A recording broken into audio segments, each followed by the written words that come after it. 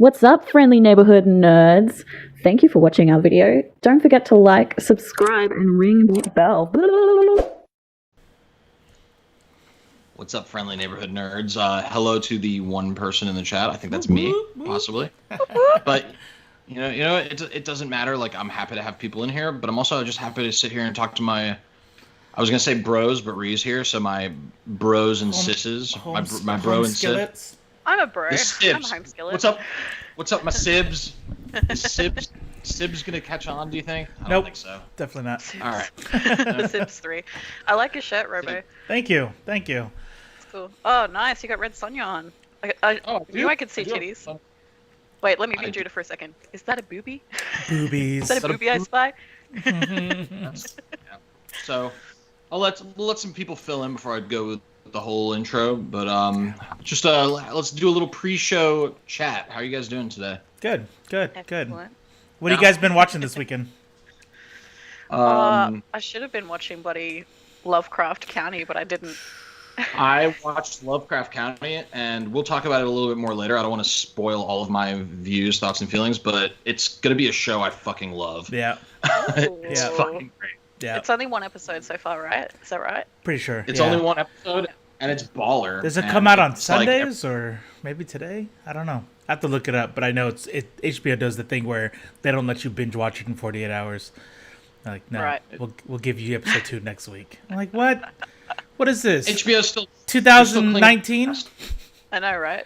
It's bullshit. I don't have to wait week on week. It's fucked. I feel that way every time there's a Netflix show that's not a Netflix. You know, the ones that like come out week on week, like Rick and Morty, where it comes out staggered, and you're like, "Excuse me, what the fuck?" Like, come on, just let me watch that thing. Are you guys tracking all this this Cobra Kai stuff? No, tell us what's going on. So Cobra Kai was a YouTube. It was actually a YouTube show, not like a YouTube show, but you had to pay for it. But it was like YouTube was trying to break into that kind of content, and Cobra Kai was like their flagship. And it just didn't. I just don't think people went to YouTube for that shit. Like it just didn't really catch on. But Netflix bought the rights to the show. The whole show is going to be on Netflix. So they're importing those 2 seasons, and there's going to be a 3rd season that they've already finished filming. So Already, wow. Already, yeah. But they're just an insider source, we'll call it. They're gonna let the first 2 seasons just kind of chill on Netflix for a while, so that people discover it. Yeah. And then once it's been discovered, then they'll drop that 3rd season. But I'm telling you guys, I binged it in one weekend, and it's like the best, especially if you love the Karate Kid. Yeah. That's cool. That's cool. What are you watching, Robo, at the moment? Linus is excited. What's up, Polly? Polly's in here. She made it. Can't believe she didn't come to last week's. It's crazy. So rude. It was the worst. And you missed so much, Polly. There was a fire. Robo saved a kitten at one point. A dude died.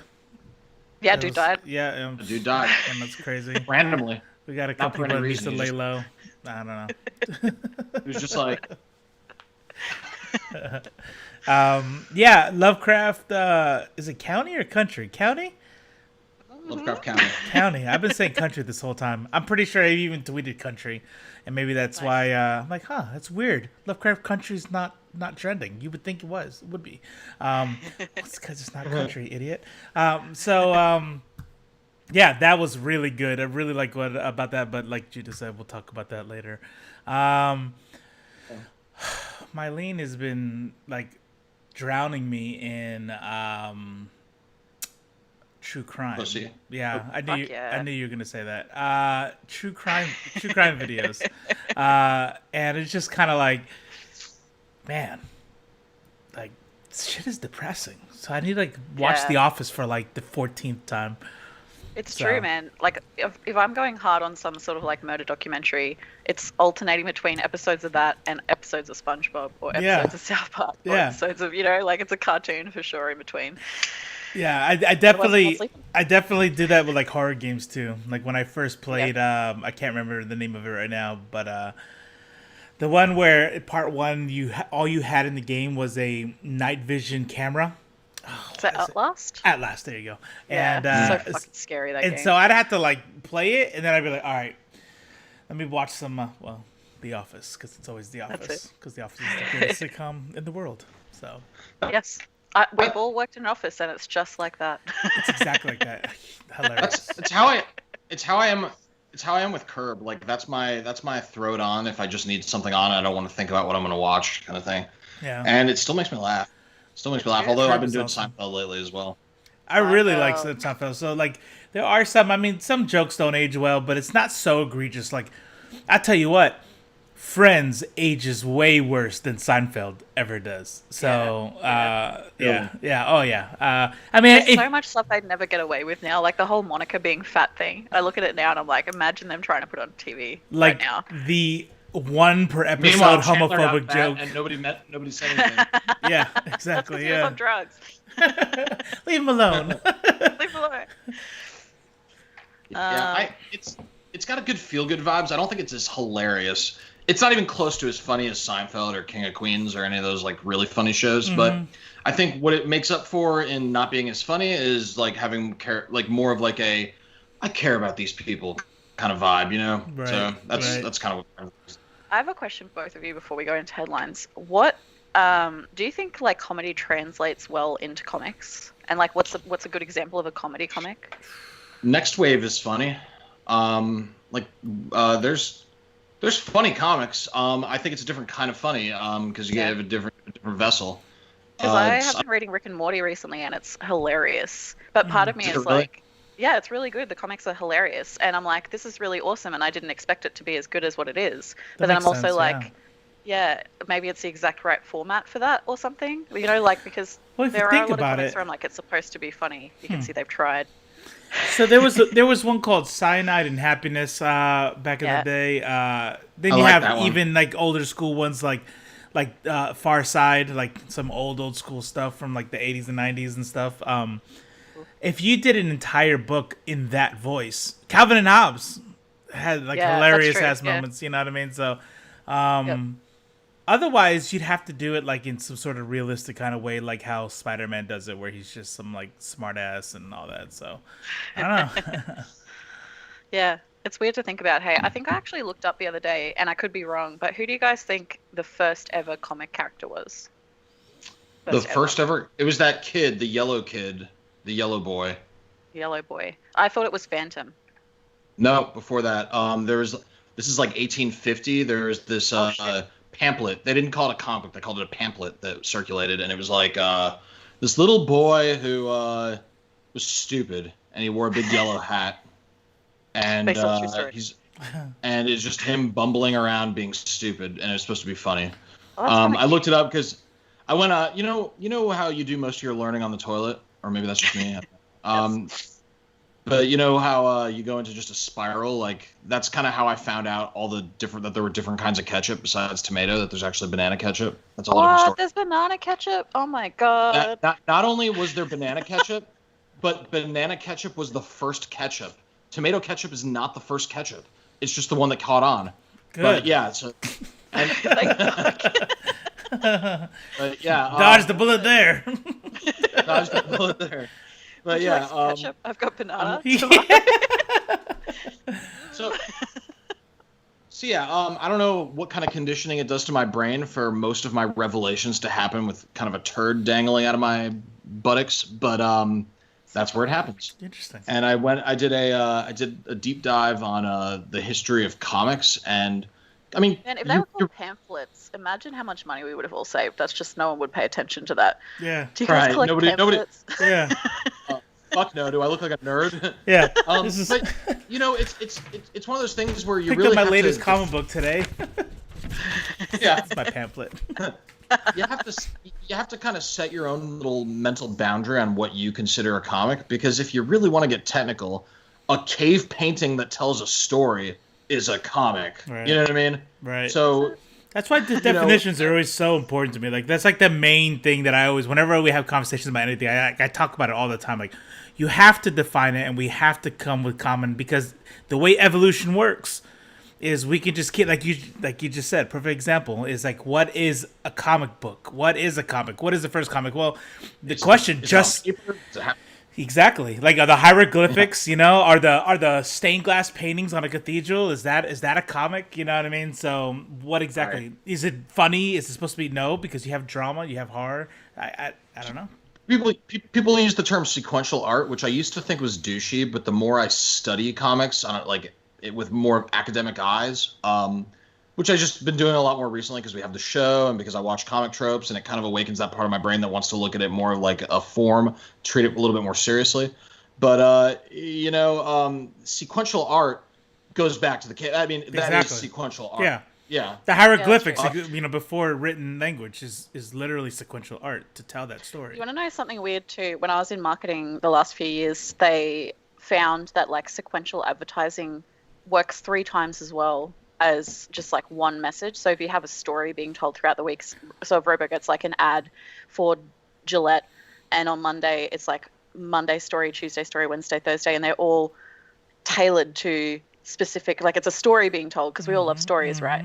That is what people froth over. That is what makes people buy shit. You know, it's funny, we talked about that not that long ago, a couple months ago, where it was we were talking about where Mylene was telling me about a mobile game ad, and the ad itself, the comic that was happening, had nothing to do with the game, which most of them don't, right?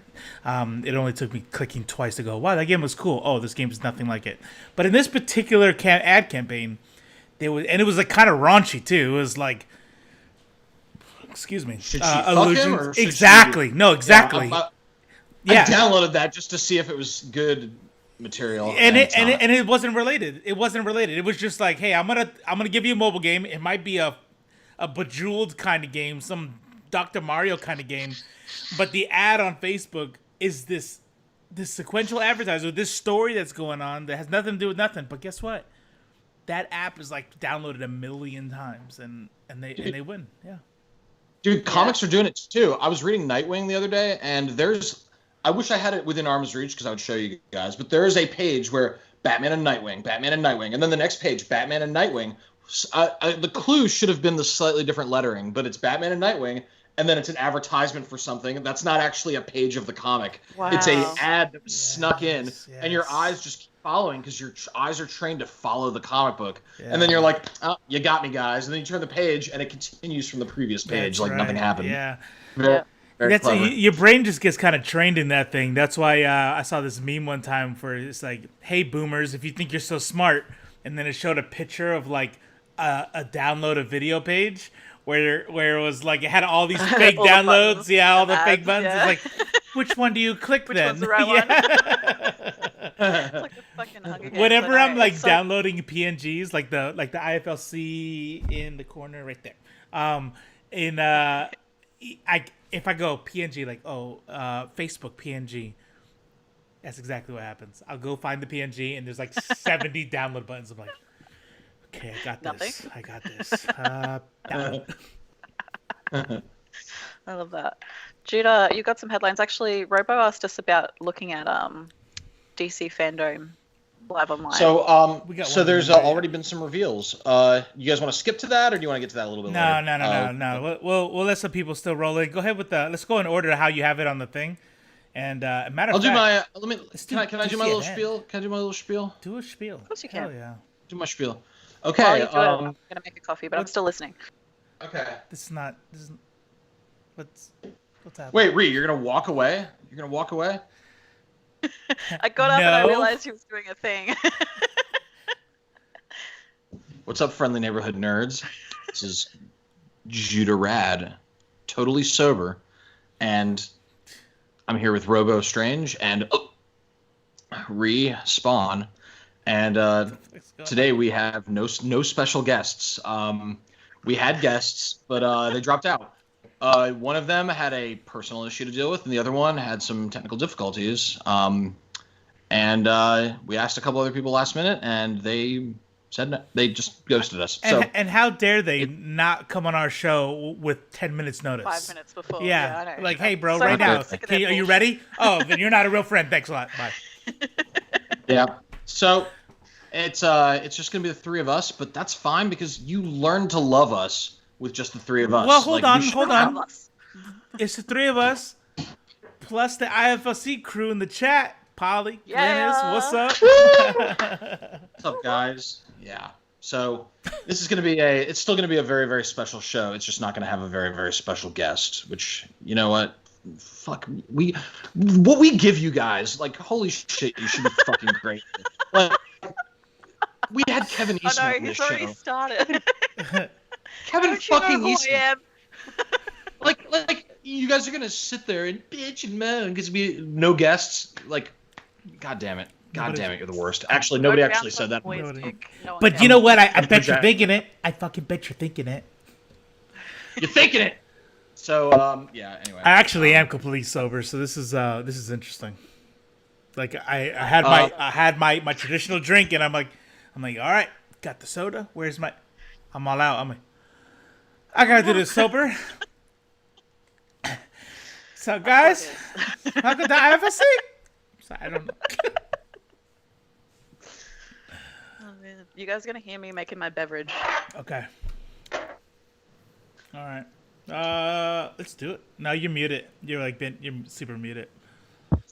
Okay. Headlines. Headlines. So when I pulled these headlines, I actually had our guests that we don't have in mind. So this one I pulled specifically wanting to get a reaction from Michael Malone, and he's not even here, so this is going to be a little underwhelming. But hopefully he's in the chat. Marvel's new Aliens Omnibus will include original Alien comics. Robo, this one's a hardcover, so it's going to look really good on your shelf. Fuck yeah.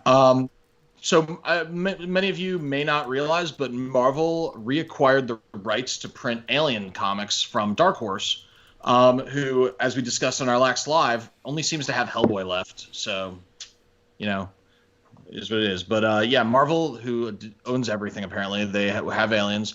They'll be printing a new Aliens Omnibus, and the Omnibus will include several of the original Aliens series, including 1988's Aliens, 1989's Aliens, 1990's Aliens Earth War, and then 1991's Genocide and 92's Aliens. Fuck yeah. Just to name a few. And this is the part that I thought was weird. It features an all-new cover by artist Greg Land. And then I'm looking at this cover. I don't know. I don't think this is the one. I don't think this is Greg Land cover. It doesn't look like his work. The picture you had on there was some Space Marines, and I have it up on the screen now. The alien overhead.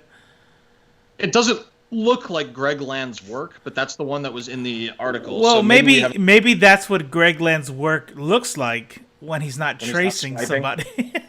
yeah, maybe. Hey, if that's the case, it's cool. It's still pretty good. Yeah, that's right. Yeah. It's very 90s. It's so 90s looking. Just What's like up, Trinidad Gomez? Welcome. We're just getting into it.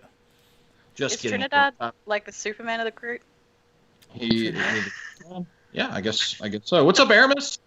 Oh yeah, we got Aramis here. Oh, there we go. I think my chat's coming in slow. I'm gonna get my shit together. Now that we have people watching.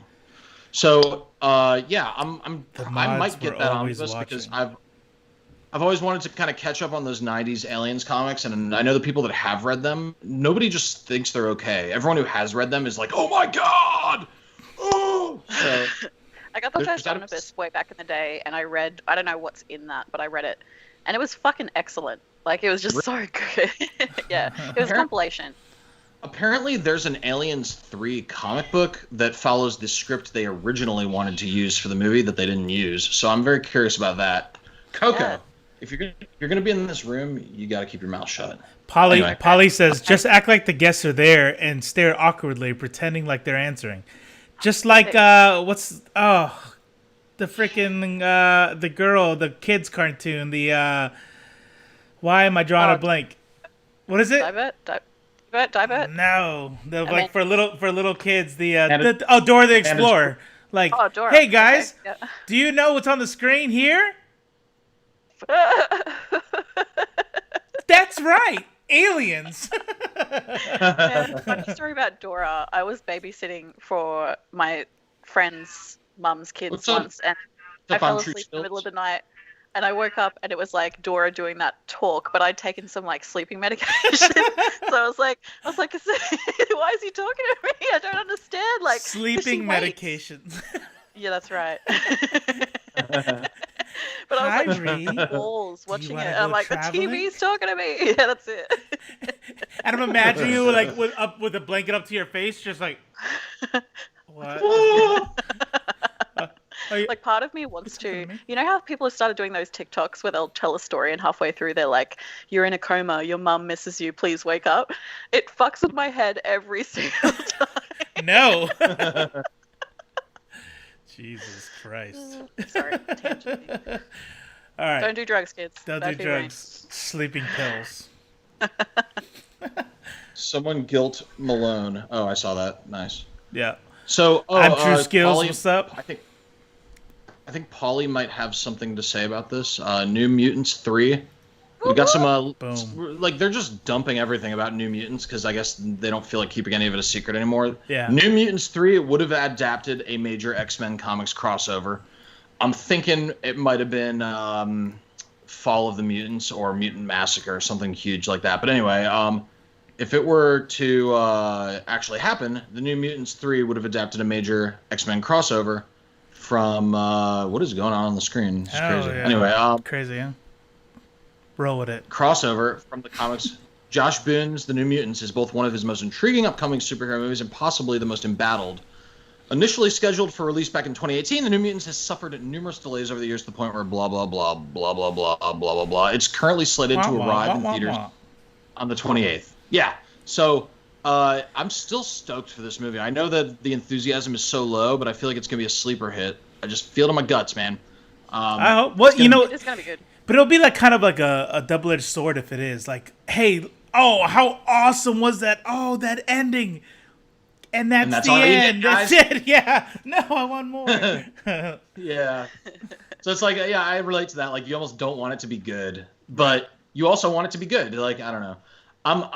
I keep seeing this chick playing Ileana Rasputin, Magic, and she looks fucking cool. I don't know what to say about it. She just looks cool as fuck. Yeah. I've seen her in something before. She's got a really recognizable face. Maybe she's in like Split or something like that.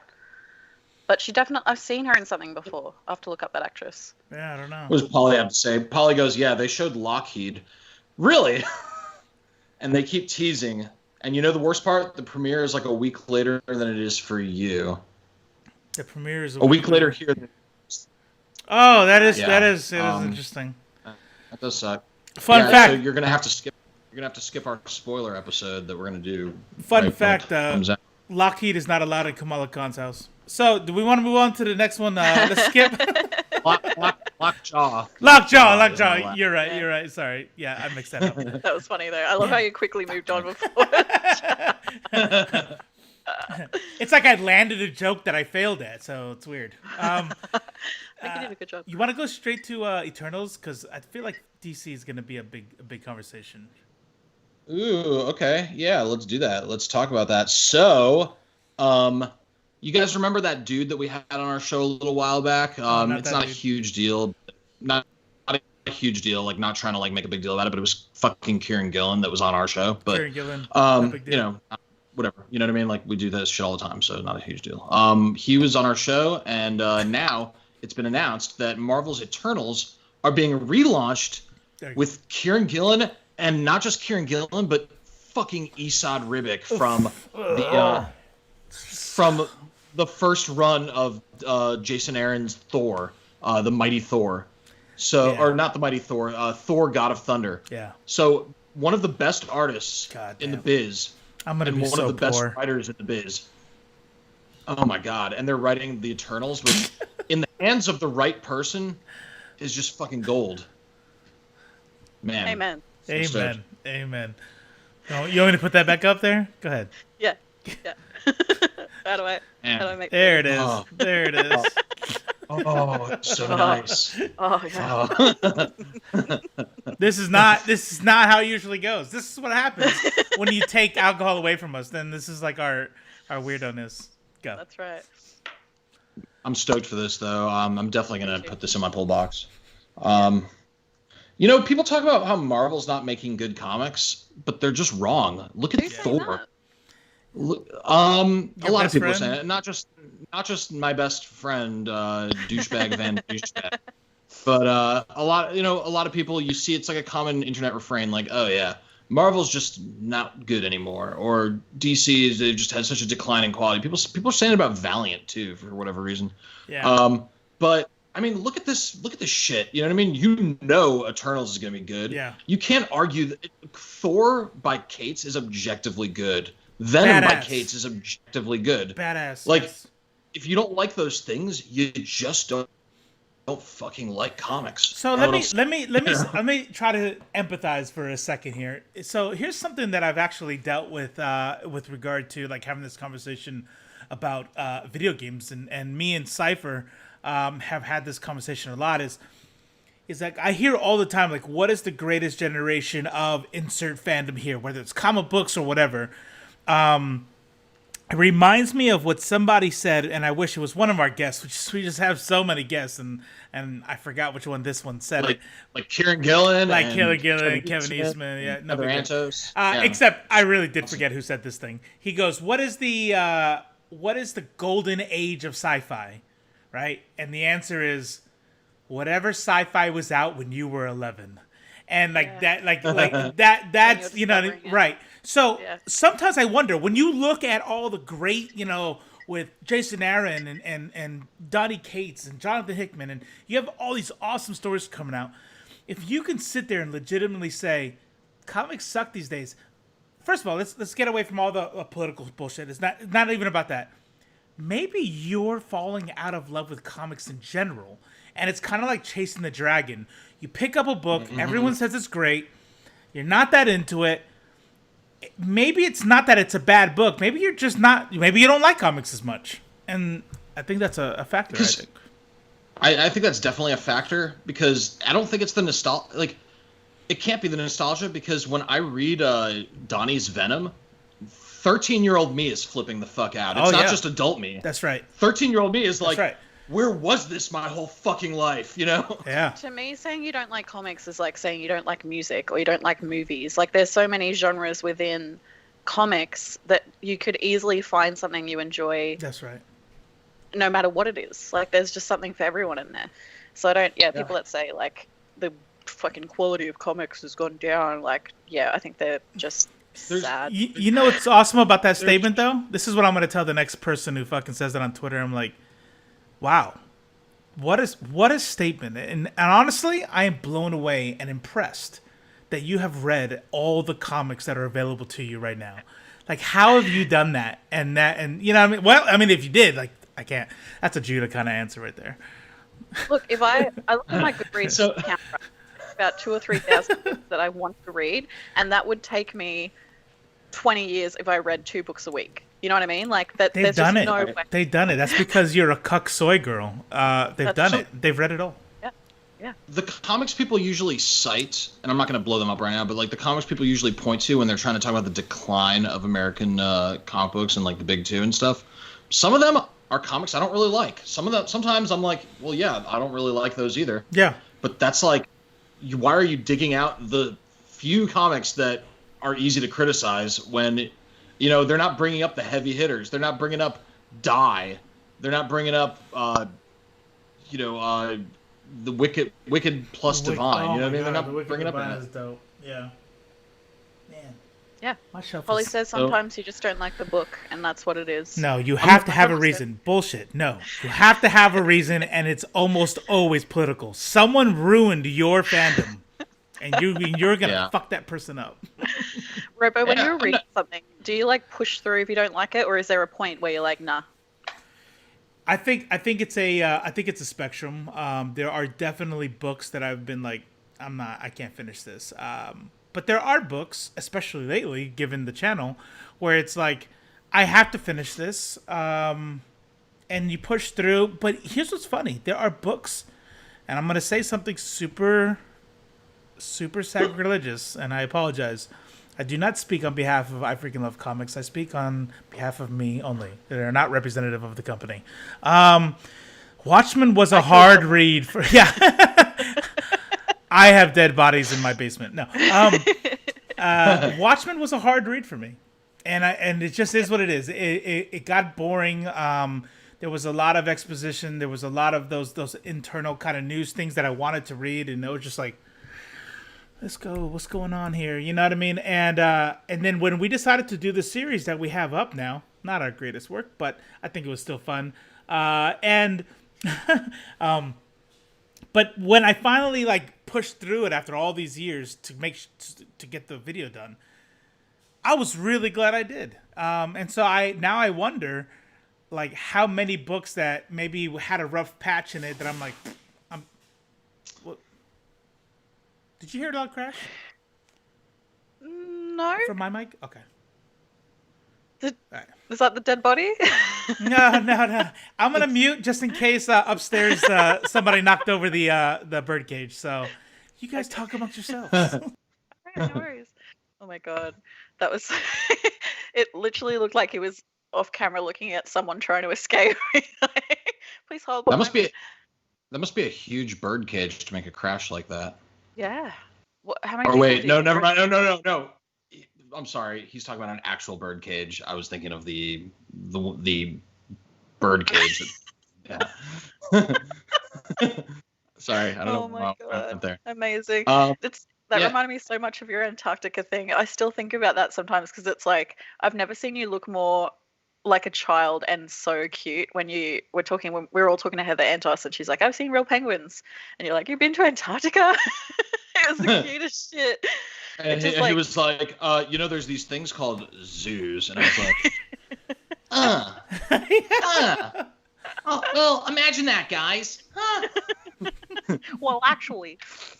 So I will push through a comic book I don't like, because I have a Goodreads account and I update what books I've read, and I can't count it as read unless I've finished it, and so that's kind of a stupid ass thing of mine. But like Robo was saying, there are times when I've pushed through a comic book that I didn't enjoy, and then at the end, the way it all came together, I was like, nice, So there's different kinds of, and the more comic books you read, and the more art you consume in general, you realize there's like some things that are meant to be entertaining, and then there's some things that are meant to do other things as well besides just be entertaining, and those things are also rewarding.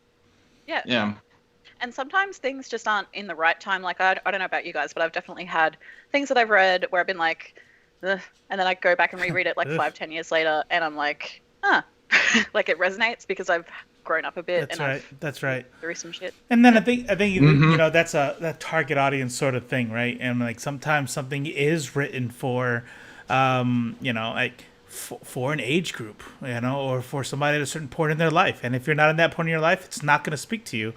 And therefore probably would be less enjoyable, There are some early preteen, adolescent, 13-year-old, 14-year-old stories that you read them in a Pierce Anthony book or you watch some TV show and you sit there at 14 and it's like, that is so true. And then you're like 25 watching the same thing that you remember loving and you remember reading. I'm like, oh, I was such an idiot. You know what I mean? Did the book change? No, your brain did. So, by the way, nothing broke and unfortunately no zombies. Mylene just dropped a bunch of hankers. Yeah, sorry. Still, how rewarding is it when you watch something that you watched as a kid that you assume as an adult you're not going to like as much, and then you watch it as an adult and you realize that it was deeper than you even thought? Oh, because you get to catch all the other shit. Yeah. Yeah, and you're like, Never-Ending Story. I rewatched that recently, and I was like, oh my god, it's so good. Cannot. That horse scene fucks me up. That's right. The Ninja, like the original live-action Ninja Turtles movies, the first two. Those are better now than they were. Like, I love those when I was a kid, but I watch them now, and they're clever, smart, well-made movies. The level of excitement I had when that movie was announced and I saw the trailer was like viral video, this kid needs help level of excitement. Like, to where my mom actually got mad at me. Like, okay, all right, that's enough. Calm down. I'm like, but it's real. It's like a real movie. You don't understand. That's so cute. Yeah. So, speaking of movies, did you guys ever see Terrifier? Yep. Sure enough, did. I enjoyed that movie. What's that especially about? the part where... Did you like the part one, though? The one that it's kind of a sequel off of? It's like the sequel was the cult classic, and I watched the movie it's based off of, and it's not very good. I watched the one. I watched the one I think most people have seen. So Right. I guess that's the sequel. Yeah. It's the one where at one point someone gets cut in half with a chainsaw through their crotch. Is that the one that you saw? Yeah. It's basically the warehouse type of thing, like in the warehouse. Yeah. So that clown in this movie comes from an original movie, and I said, "Oh, that was like a sequel. I gotta watch this movie now." And it was not good. As a matter of fact, I'm gonna try to look it up. Go ahead, talk about it. I'm gonna throw the picture you have up because the news item is that this film franchise Terrifier is getting its own 3-issue comic book series. This image has ignore the has copyright watermark. message on the image. Yeah. But this is the only image I could get. So it looks like it actually follows the story of Terrifier 1, the original movie, which the one that Robo says sucks. It's not good. So it might not be good, but I don't know. I like horror comics. I know a lot of people like horror comics, and this Terrifier character, this fucking clown, is scary looking. You never know cool. how some things have really taken me by surprise. I started last night because we were talking about Dark Horse, as you mentioned. And I was like, I'm going to go see if some of their licensed stuff is actually good. And I started reading Hitman, and it's fucking excellent. It's really good. It's a really good spy thriller. So a lot of talent goes into those. They're not just cranking them out. Like, they know that comics fans are discerning. They know people aren't just going to buy the Hitman comic because they, So they make them good. So hopefully with this one, it'll be the same. They'll put a lot of effort in, and we'll get something delicious and gory. Ooh, delicious. Yes. I'll definitely check it out. So, guys, I guess the time has come. We got this fandom thing going on right now. DC fandom. So, I think, I have that. No, hold on. I got that around here somewhere. Where's that at? I want to fucking find that bitch. Hold on, guys. Here are the event.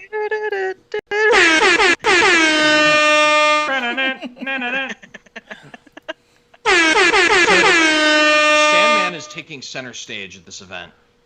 That's what it looks like. They did. They talked a lot about it this morning. Cool. They just did their radio, like they just released the Sandman radio thing, and they're about to be some new There's going to be a Sandman show. There's going to be Sandman comics. Sandman is blowing up. It's about goddamn Sandman time. Lock and Key. Sandman Lock and Key. Are you excited for that? Yeah, I am excited about that. That is unexpected. But yeah, I am excited about that. Yeah. That is pretty exciting. Okay. Then they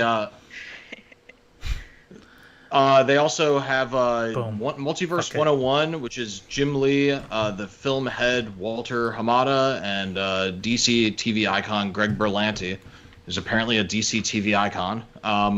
They're getting together for a discussion of all their different storytelling pathways into the DC universe. Haven't seen that or heard anything about that yet, but that's kind of interesting because it's a lot of pathways that crisscross and sometimes just cease. So I'm curious. Crisscross applesauce. And then we got another panel, Tomorrow's Superheroes with Jim Lee. So Jim Lee is the man about town in DC right now. And I had this theory last week, but I think that he's really kind of like the Save DC anointed hero right now. I'm just waiting for the news that Disney buys DC. That would be both bad and fucking awesome, because then we would get crossovers. That's right. Why would it be bad? Because they monopolize it. Yeah, I mean, I don't know. No one company should have that much shit, but yeah, capitalism. So we just have to we have to learn to love that enthusiastically, I guess. I have to say, when it was announced and that poster came out for Wonder Woman 84, I had that same reaction that Robo described, where I was like, viral video kid with a disease, having a seizure type thing, and it hasn't died at all, because I started off with a trailer for that today for DC Fandom, and I was like, yes, please. Yes, please. Like, it just looks so fucking good. I love Gal Gadot as Wonder Woman. Yeah. I love her too. Yeah. It's just really, I'm excited. It's gonna be great. Yeah, I saw a lot of today on Suicide Squad, and they had a whole panel. They had a panel with everybody there, and they showed who was going to be who, which actors were going to be playing who. I guess people had their theories and whatnot, but today they actually put it all out there, and so that's pretty dope. Wow. They also had Gotham Knights trailer that yeah. So whenever we want to watch that, we can watch that real quick. Yeah, hell yeah. Were you gonna say something, Jared? Or you want to watch that? You want to open that link? So I had some links on the doc that has the DC fandom reveals. It's the second of the two links. If you want to open that, we can see what's been announced. Yeah. Oh, what did you guys think about bloody Affleck coming back for Batman? Oh, for the Flash? It's pretty cool, because that's another thing they kind of talked about was the DC multiverse, and they're really going to be jumping on that hard. It's the only way to fix their goddamn continuity. Yeah. That's right. That's exactly Marama right. says in before Disney buys IFLC. We fucking wish. No, that we would never sell out like that. Oh, yeah, never. But seriously, if you guys are watching... I've got some mouse ears somewhere, so maybe I should start wearing those 20K. in our videos. 20K, I'm down. 20K? Don't tell them that. Don't put that on the internet for everyone to know. I meant $1 million. $20 million. And he won't take anything less. Here we go. Is this the biggest announcement reveals? All right. Let's see it. Whoop. What's happening? All right. So I'm going to change the scene over for the peeps. Boop. Boop. Beep, boop, boop. All right. There we go. Oh, yeah. What do we got here? Biggest reveals so far. My computer's really just trying its best here. Cheetah's full reveal in Wonder Woman 1984. Yeah. There will be Cheetah. That's pretty. Are they gonna fuck? Are they gonna fuck? I hope so. Yeah. I don't know. No way. I hope that the climactic of... Oh. Is he muted for you as well? Is he gone? Yeah, he muted. Still there, Judah? Judah. What's up, guys? Hey, how you doing? Oh. Welcome to FSC. You started saying something and then it cut off. I hope they all fuck. Yeah. All of them. Every character. I hope it's like the last scene in that food movie. No, not her. Sausage Party. Sausage Party. The last scene in Sausage Party where all the food fuck. Yeah. I loved that movie. Oh, here we go right here. Boom. Gotham Knights announced. Let's watch this trailer. Let's watch it. Fuck yeah. Okay. Are we gonna play this together, Robo? Fucking better play with me, mate. Hell yeah. You know what sucks? You guys aren't gonna hear it. Well, Judah can't watch it anyway because it's for mature adults. Oh, yeah. There's literally no poop jokes in this whole thing. What the hell happened? Sure, what did I do? How do I work these windows? The YouTubes. This newfangled shit right here. Shut up.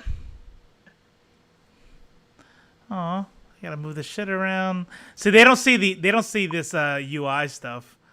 This is just me moving shit around so I can get to the fucking play button. All right, here we go. It's playing. What's up, Big Dex Media? Yeah, fandom is cool. Or fandom is cool. I agree. I'm a fan of fandom. Oh, here it comes.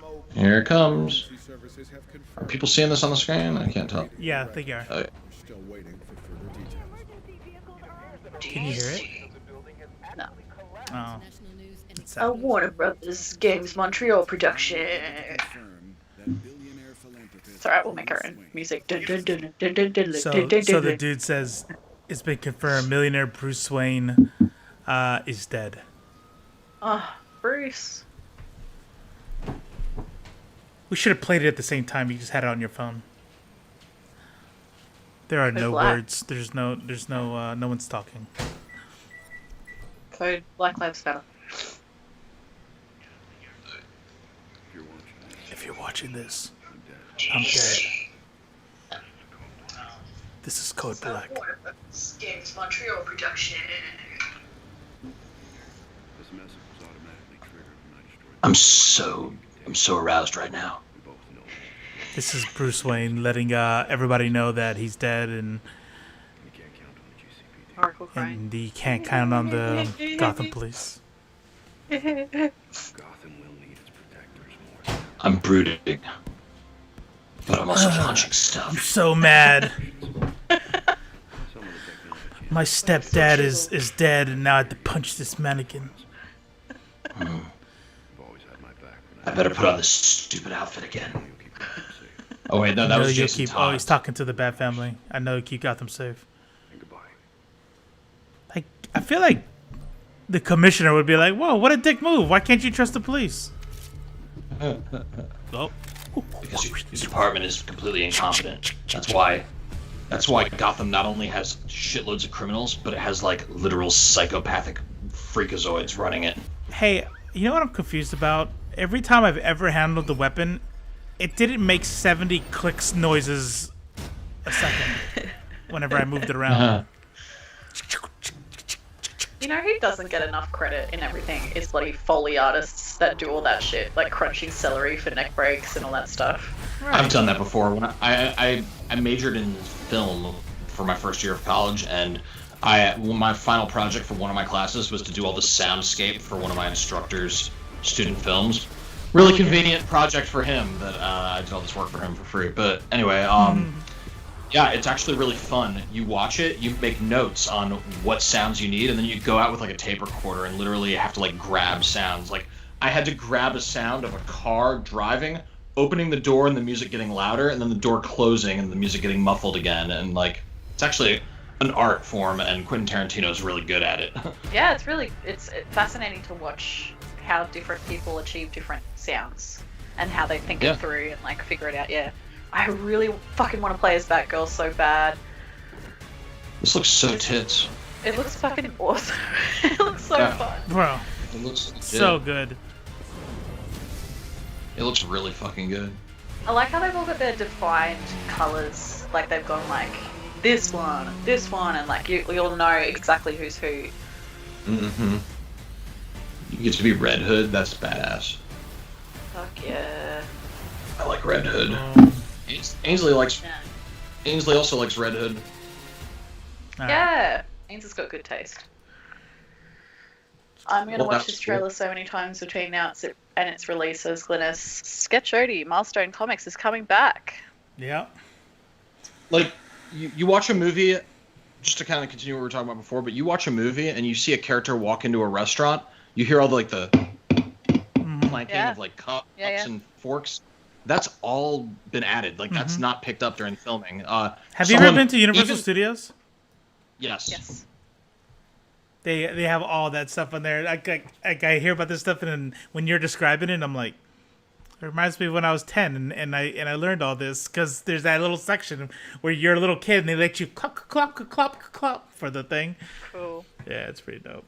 It's just it'd be such a fun job, I reckon.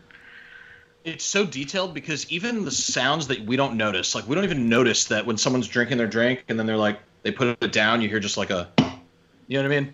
But that has to be in there. The weirdest thing to think about, Judah, is like, you guys have probably been on film production sets too, but like just how silent it is because they're obviously capturing dialogue. And so like you're used to, as a movie viewer, watching a scene in a restaurant and hearing all that Foley noise. And when they're actually recording it, it's like this awkward conversation between two people while other people are silently going, in the peas background. Peas and carrots. Yeah.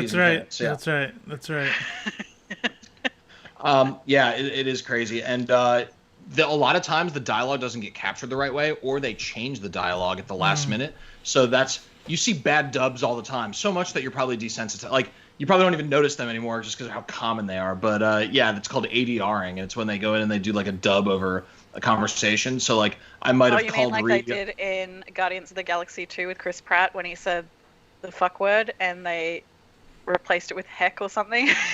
See, his mouth is saying one thing and his words are saying another. I wish they had done it like poorly though. Like I wish it had been like, oh man, I can't believe it. What the heck? Oh, was that? That's it. It would have been way better. Yeah. I love it in the really bad dubs in the old Godzilla movies where like. Yeah. You know, I guess Japanese is way more verbose than English because he's saying like 50 words, but it's just like, run! Yeah, they're so awesome. Yeah. So Sketch Hoodie, I have some DC. I have a lot of DC ignorance, so help me out here. Apparently, Milestone Comics is coming back. So I was when you look at Blurred Without Fear. And a lot of other people, their Twitters are blowing up about Milestone. Milestone's coming back. What is that? Why is that a huge deal? Do you know, Judah, Ree? I've got no idea. I'm having a look at the moment. A legendary black superhero universe has been dormant for 2 decades. Now it'll finally return, says the Washington Post.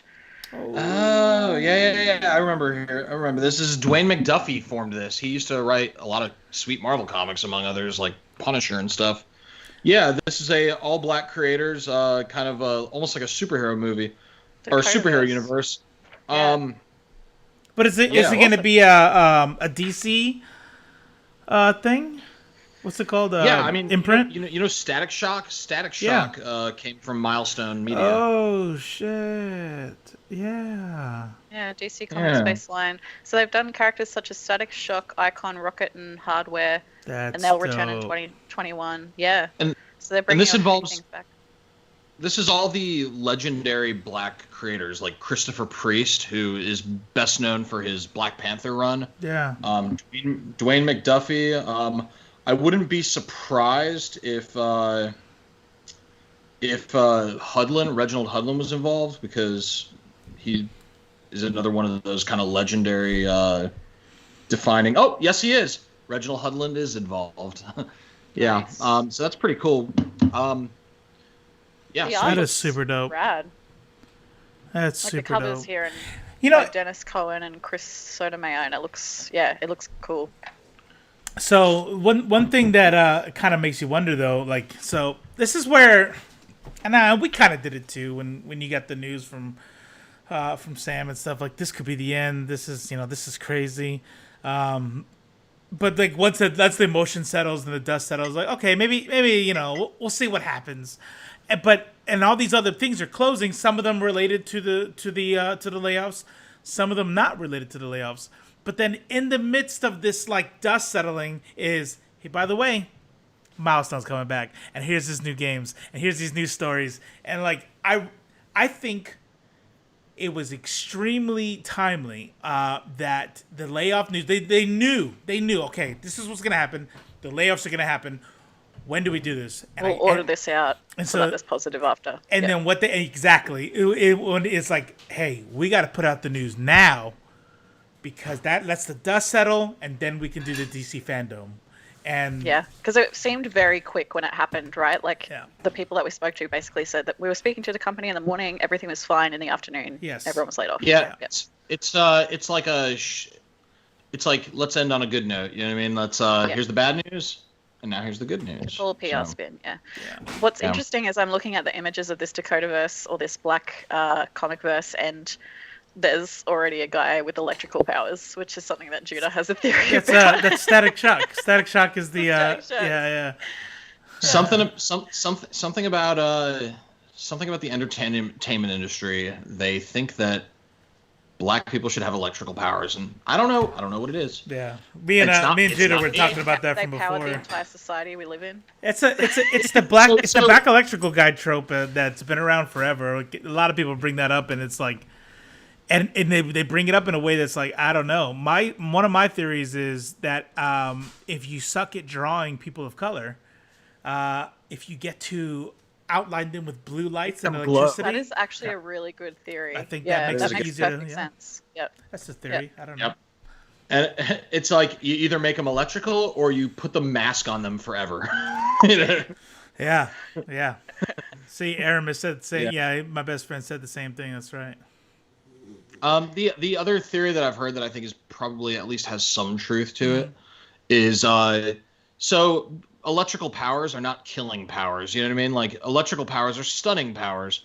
So I think that a lot of times when they have their other maybe whiter heroes center stage, and if it's a team dynamic, they'll give the black character a power that can assist the white character in defeating the villain instead of delivering the killing blow. You know what I mean? That's right. And I mean, maybe that's truer more than sometimes than other times. You know, it's really, you can't apply a one size fits all to it. But that's definitely something I read and something I think is probably sometimes true. Well, and then the other one. If one thing that Twitter's taught me is nuances is not allowed. So you got to pick one of those things, and that's the right answer. Yeah, and that's the reason. The other one is super racist. So I apologize to anyone if trigger warning. This is a very racist trope, but there is a long-standing trope called the magical black person.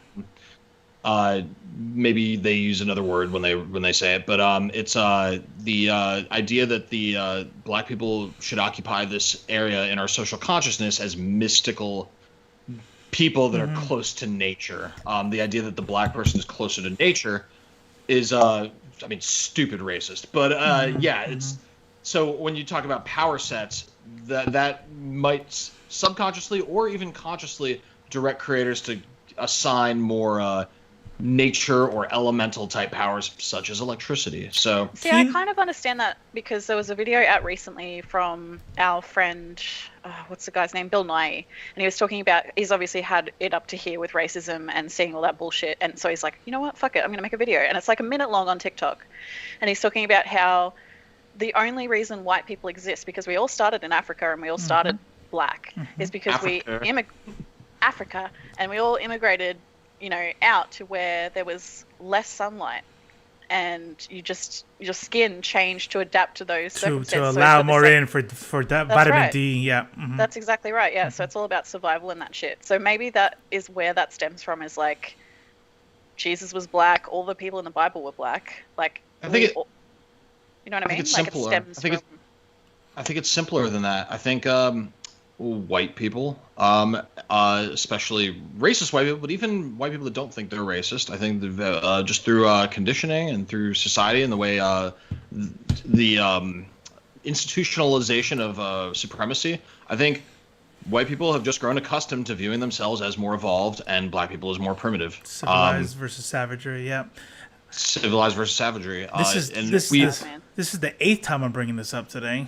Over the past week, but Nightingale touches on that like big. That's been living time. with me. Yeah, it's such a great fucking movie. I've been thinking about that movie every day since I saw it. Yeah, and I've also been thinking about another movie I want to make that's inspired by it. Ooh, I want to be involved in that. Yeah. How many babies are we killing? Check this out. I'm sorry. I apologize to both you and Robo. Yeah, hold on a second. Let me finish my thought. Okay, sorry. So what I thought was cool about the whole evolutionary thing was that the Aboriginals. So you know how the creator of life, everybody came out of Africa. The very next set of people are I don't know if this is even. I always call them Aboriginal. Is that still a proper term? They're Australian indigenous. I think you can call them Aboriginal. Yeah. Yep. So they call themselves First Peoples, and of course, what's funny is I was reading something from it was actually a university in Australia. After watching The Nightingale, I was reading a paper from them, and if you know me and magical thinking and religion and stuff like that, but according to their culture and their mythology, they are the first peoples on the planet. But when you start tracking genomes and stuff like that, they're not, but damn close. And so that was the paper I was reading. It was like their mythology about how they came about and stuff like that is like probably the most accurate mythology of all, ancient peoples. Because they talk about fish coming out of the sea and getting rid of their legs and stuff. They fully talk about evolution in their mythology. Yeah. And so when they say about like 80,000 years ago, or however long it is, and it's only like 5,000 years later that the Aboriginal come from Africa and make it to Australia. And it's like when you're looking at tens and tens of thousands of years. You know, you got that. I think it's even more than 170. I'm gonna look it up now. Now, and tell not us. like, and no ways to really transport yourself across. Like there would have been hundreds of thousands of years, or sorry, thousands of years where, there were people living in separate parts of the world that just did not know about each other. Yeah. Yep. What's your pitch? Go ahead and tell us your pitch. Oh yeah, what's your pitch for your movie? So I've had this in my head for years, but I think the Nightingale is where I think it would be the coolest. I want to make a movie or a comic book or just a novel. I want a IP about a team of heavily armed vigilantes that go back in time and like correct horrible atrocities by murdering like the bad guys. Yeah. But like with modern weapons, so it's like no contest. Like they go back to like the 1830 or wherever the Nightingale takes place with like fucking AKs and shit and just lay waste to the British, liberate the entire continent. Oh, they go nice.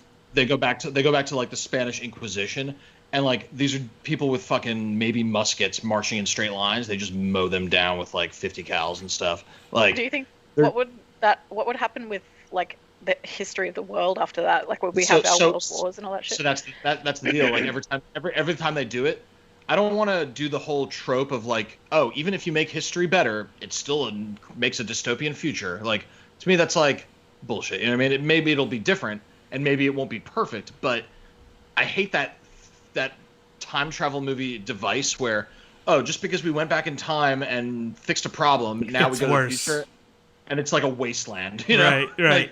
Like I think it's good and valid to say vastly different, but you could end it there. Vastly different, but you're right. It's always vastly different in a super negative way. Yeah. Yeah. And then because they're always trying to convey the weight of choice, right? Like any one ripple effect could lead to Hitler being assassinated or whatever the fuck. That's right. But yeah, they always do it in that really morbid fashion where you're like, ugh, I just want to die. And these people are martyrs. Like they're sacrificing themselves because just the act of going back in time, you are now separate from the time stream. And you're no longer like you can't undo yourself, so you don't have to worry about never having been born. But you're also you still have never been born, but you still exist. Like you go back to the future, you don't exist. Like you've made a change, and your parents never met, and that's fine. But you still exist in your own like separate micro reality. That's something you need to. Yeah, we all need to talk about time travel at some point because there is the whole time machine H.G. Wells loophole thing, which is like the paradox. The paradox, yeah. So he goes back in time to save his partner, but he can't save his partner because then he wouldn't have gone back in time. Mm-hmm. So yeah, it's just that endless, like, I don't know which one you subscribe to, but there's like apparently 3 major time travel devices that they use in movies or ways that time travel works. The Avengers used, I think, probably the smartest one. The idea that you're not really changing your past, you're changing another multiverse. And that makes it work. And I appreciate that, but it also takes a lot of the fun out of time travel because I think, you know, when it comes to time travel as a fictional device, I think the most fun part is that now everything will happen differently. You know what I mean? Yeah, that's what I liked about Butterfly Effect is like every time you're like, what's going to be different this time? Sure. That's such an underrated movie, and it also makes no sense. Like we could sit here and watch it and point out all the problems. Yeah. But goddamn, it's so fun. It's really fun, yeah. It's just fun. One of those. It's like exactly the conversation that we're all having now that stems from those movies, and that's what I love about them. It's like you all start talking about, well, if I had a time machine, I would do this. Actually, what would you guys do if you had a time machine? Where would you go? What would you do? I would bring guns back in time and like kill people that can't defend themselves, like fucking, I don't know, like the British. You know what I mean? Like not all British. Doesn't exist. The British, just the British in Australia during colonialism. I don't know. I'd go back. I'd free all the slaves. I think I would have a hard time killing all the Nazis because they had guns. They had pretty decent guns. So I'd have to bring back something even better. Like I don't know. Yeah, that's too modern. I want to fast forward to see their space travel, and you're like, I'm going to save all the slaves. I don't know if I'd use slaves. I don't know if I'd use it because I'd sit there and I would think I would overthink it, and then I would be too afraid to do it because you would have to. I couldn't be the first person. That's the thing.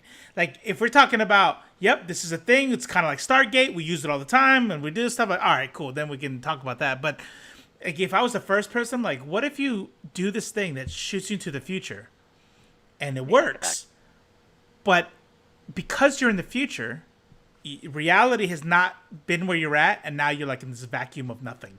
I'm like, shit. I'm ahead of the time stream now, and there's nothing fucking here. Or if you go back, you're behind the time stream now, and nothing's fucking here because you can only live. You would die, but both times you'd immediately die because that means there'd probably be no oxygen or pressure there.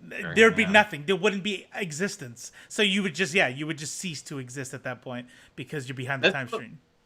It's one thing they never show, like, oh, I want to go in a time machine and see what it was like when dinosaurs were around. And you go back in time and the oxygen level is so high that you quickly die. You pass out, or you get some weird bacteria that doesn't exist today. Like, you just fucking starts eating away at your skin, and See, I feel like I just walked straight out into the, what do they call it? Sorry, Jurassic period, and something would just smush me. Shoop. That's how I'd go. And it wouldn't even be anything cool. It'd be like a giant dung beetle. It would be That's right. It'd be a dung beetle the size of a dog that's like, fuck yeah, chop. I'm like, oh, god damn it. I have very little interest to going back to like that era, like the Cretaceous period or like Jurassic. I have zero interest. Like, yes, it would be cool to see a dinosaur, but what guarantee do I have is that I'm going to see a dinosaur? It's like teleporting here and expecting to see a goddamn lion. You know what I mean? Exactly. Yeah. What guarantee? I'm more likely going to see smaller, more boring shit. Zoos exist, Judah. You keep forgetting about zoos. What's wrong with you? Yeah, that's right. Like, fuck. And also, why do I keep forgetting about zoos? Have you guys ever been? Have you guys ever been in a part of the woods where people don't really go? Like, there's no roads, there's no paths, like it's just overgrown. That's whole world was like that back then. Yeah. Imagine how shitty that was. God, like that was constant brambles in your face. But it would also be nice. Like, there's no pollution, there's no real noise. It would be very quiet and peaceful. Yeah. Pollution's bad. But when's the last time it ruined your day? You know what I mean? If it's smoggy and I get hay fever like today. Yeah, we'll ask some people in Beijing. In Hong Kong. How you doing in Hong Kong, mate? Yeah. I don't know. But Stephen Hawking did talk on this, and I remember reading somewhere. Maybe it was an urban legend. I don't know. Don't quote me. Stephen Hawking says, I'm fairly certain, something to the effect of, I'm fairly certain that time travel doesn't exist, only because we've never been visited by time travelers. Like, that automatically. That you know about. Yeah. It's you know, it's one of those things where even if it does exist, we have no idea what the properties of it are. Like, maybe it exists. You know, I mean, we know so little we can't even begin to theorize. But maybe it exists in a way where you can go back in time, but not be able to interact with matter. You know. Do you think we'll ever find a way to travel through time, apart from how we're already doing it? I don't think so. And the only reason why I say that is because science is driven by money, right? Especially in capitalist societies.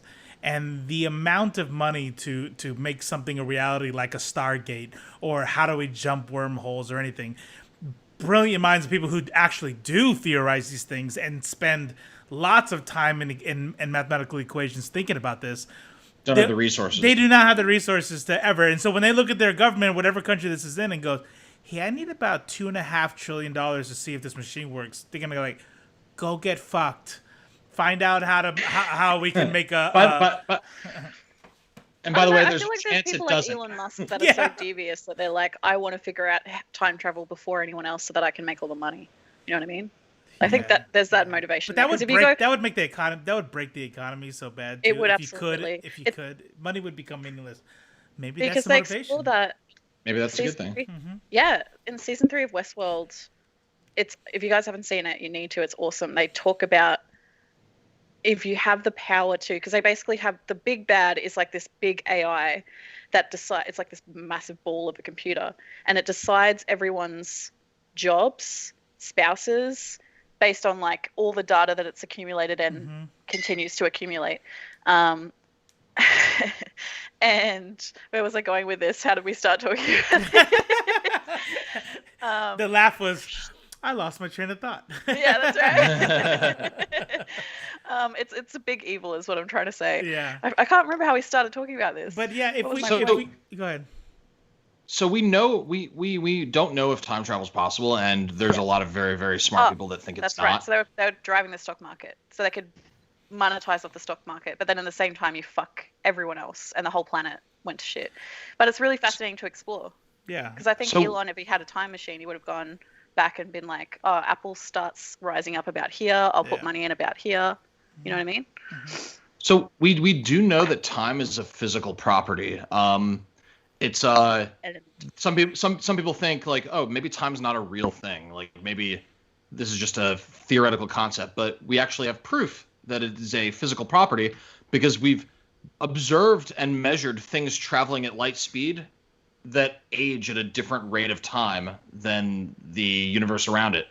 Yep. And we've seen things that where time actually operates differently based on gravity. They kind of touch on that in that movie Interstellar, but that's based on real stuff. Absolutely. Any star you look at is probably exploded and dead, but we're only seeing it as it was in the light years that it's taken us to reach us. That's true. Yeah. That's true, but that's not 100% what I'm talking about. Yeah, yes, because the light moves at a finite speed, we observe things in the past all the time. Probably a better example is like you could prove time and light and sound by saying when you look at a firework, usually you see the explosion before you hear the explosion, right? Like it doesn't go hand in hand. There's usually some sort of... You can use that to determine how far away the explosion is. Yep. Yeah. Oh, cool. I didn't know you could do that. So it's like with thunder and stuff. Mm-hmm. Right. Yeah, cool. But things that like we have a particle accelerators where we've actually accelerated particles to damn well near the speed of light, and then we've actually been able to measure that time moved. I can't remember. I don't know. I'm not that smart. If it's faster or slower for those particles. I know what you're saying. Like they've done the same thing with like satellites and stuff like that. You don't even have to go to the speed of light. You can the same kind of machines that can project a particle at a certain speed can say, hey, you're at Earth here, you're at orbit here, and time is affecting them differently, but on a scale that is so inconsequential. Like, you know what I mean? But they have measurements that can go, you aged point to the 1/billionth power, slower than the guy on Earth. And so that's what time travel, when we start talking about realistic time travel, that's kind of like when like Stephen Hawking and stuff like that, like that's like the most realistic kind. It's like putting you into a state to where it seems like 30 minutes is passing for you, but it's then 30 years on the Earth. But it's not something you can go back and forth through. So, but it's still a huge revelation that it is a physical property that isn't the same everywhere. Yeah. So that is fascinating to think about. I love the idea that the Avengers directors collaborated with like real physicists about that particular fight scene between Thanos where he gets the moon and he flings it at him on Titan or wherever they are, and they were talking about having a flat planet, like a flat Earth type thing to fight on, and it would flip, and they were talking about how that would work, and basically they shoved it off the table after the discussion with the physicists because they said there's no way that you could logically make it work. Like they went over and over and over it and couldn't get it to happen, so they ended up doing what they did with him flinging the moon at the Avengers cast, which is still fucking sick and awesome. And ridiculous that anybody survived, but yeah. Yeah, that's right. All right, guys. Well, it looks like the chat is slowing down. We are at an hour and 15. Do you have more to talk about? Everyone's at Fandom. We're competing with DC right now, so it is what it is. I could bring up my battle, my Twitter battle with Mr. Frog. Don't give him the time but today. nobody wants to hear about that shit. Go find it on Twitter. Reading. That's right. Go find it on Twitter. What comics are you guys reading at the moment? I'm not. Before you go. I'm reading Quantum and Woody. I'm reading some. I'm reading what's his name? Charles Soule's Daredevil run, which is not that bad. Yeah. Cool. Yeah, it's pretty good. I'm reading. I think you'd like this, Robo. Actually, I know you'd like it. It has everything you would like. It's literally tailored. made for you. What's that? I'm reading the Ultimates, but not the Ultimate version of the Ultimates. The 616 Ultimates title by Al Ewing, with Spectrum and Blue Marvel. It's a very it's mostly Heroes of Color running this team of it's cosmic level shit. Like there's stuff involving Galactus and the fabric of time and dealing with. I think it's really one of the few comic book series that happened in the immediate aftermath of Secret Wars that actually addresses the weird cosmic events of Secret Wars. Yeah. Because a lot of the other titles just kind of glossed over it and acted like it didn't really happen. So it's a pretty sweet run, but I definitely recommend it. And it's called The Ultimates? The Ultimates, but it's the Al Ewing, The Ultimates 2016. Ultimates 2016. Nice. Sweet. I want to talk about real quick Vida Ayala. They put out a new book called Submerged from what is this, Vault Comics, I think it is.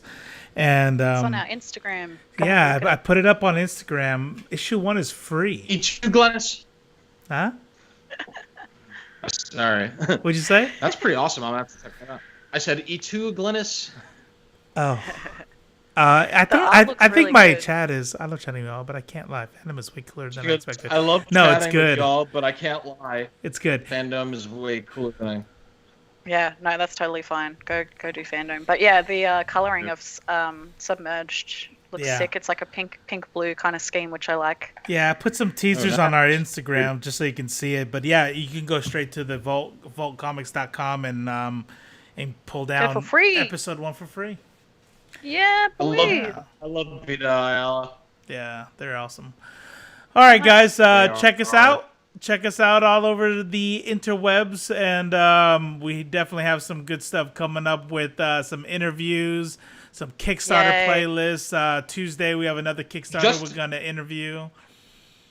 Jordan Clark tomorrow. If you picked up the last Aquaman issue number 62, we're talking to the actual writer of that tomorrow. So that's cool. Dope. Yeah. All right, we're out of here. To come. Go watch DC Fandom. We'll talk about it more next week.